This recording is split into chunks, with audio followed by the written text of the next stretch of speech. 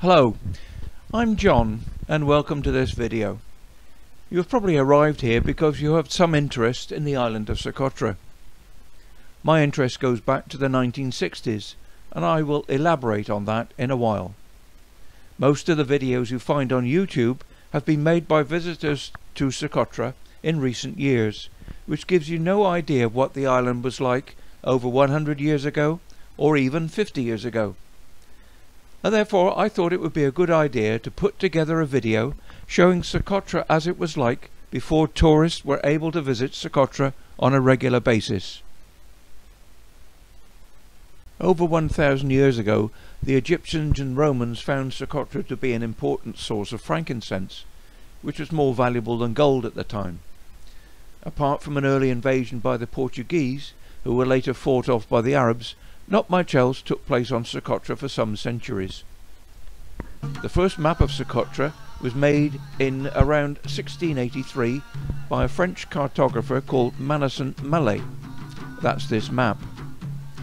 A later map was created in the early part of the 19th century. The first documented exploration of the island took place in 1918 by an American, Charles Moser. His account of his visit to the island, along with these photographs, was published in the National Geographic magazine of that year. These images have been scanned from my own copy of the magazine.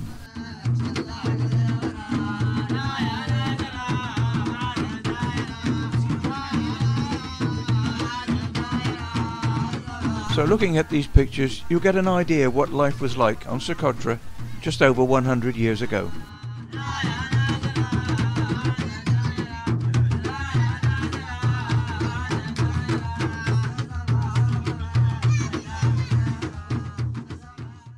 In 1956, Douglas Botting, an explorer and writer, led an Oxford University expedition to Socotra, staying on the island for 2 months.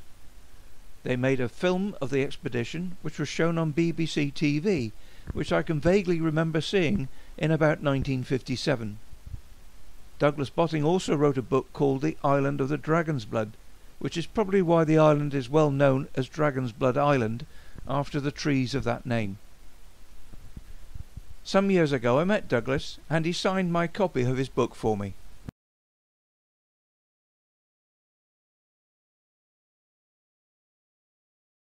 Here are some of the photographs from the book.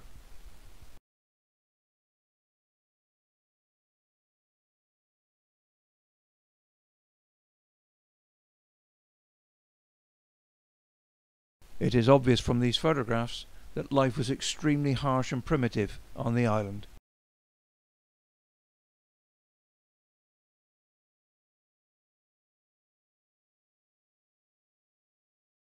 Douglas died in 2018 at the age of 83. Rest in peace, Douglas.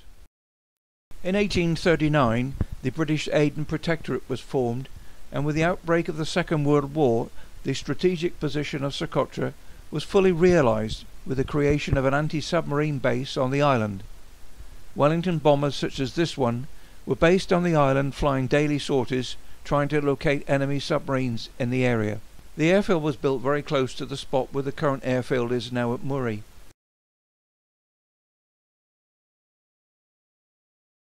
And these are the officers who were at the base at the time. The base was not without its tragedies, as on August the 24th, 1944, one of the Wellingtons took off for a mission with a crew of 5 Canadian airmen. Just after takeoff, one of the 2 engines was heard to have a problem. The pilot tried to turn back to the airfield, but hit a small hill, killing all of the crew. These pictures show the funeral taken some days later. Later the bodies were exhumed and reburied in a cemetery in Aden. Now we arrive at the time when I became involved with Socotra. I had joined the Royal Air Force in 1961, and after the usual square bashing, as it was called, I trained as a photographer. In 1962 I was posted to Cyprus with my wife of just 6 weeks for a 2.5-year stay. In 1964 I learned of a proposed expedition to Socotra to be led by an army officer, Captain Peter Boxtel. I contacted Captain Boxtel, who added me to the team because of my photographic knowledge, and I could also use Morse code because of my hobby, amateur radio. Therefore I would be able to help with communications back to Aden. Captain Boxtel's inspiration for this expedition was based on Douglas Botting's book. The team would consist of Army and RAF members and would be called the Joint Services Expedition to Socotra Island. We would be on the island for 2 months. There was quite a lot of coverage of the expedition in the local press, and shortly before our departure a party was held attended by the highest ranking officers on Cyprus. In December of 1964 we left Royal Air Force Akrotiri on Cyprus in a Hercules aircraft bound for Aden. We flew down the Red Sea, landing at Kormaksa airfield in Aden. Here are some of the photographs I took while we stayed in Aden.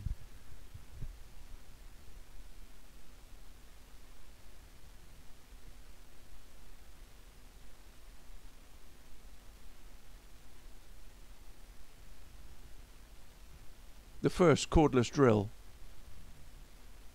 RAF Kormaksa in the distance. We were in Aden for 4 days and then boarded a Blackburn Beverley for a flight out to Riyan near Makulla, a flight along the coast of the Hadhrami. We refueled at Riyan and then took off and headed out to sea towards Socotra. The expedition left Kormaksa for Socotra on the 6th of December 1964, and after refueling at Riyan we landed on Socotra to the east of Hadibo.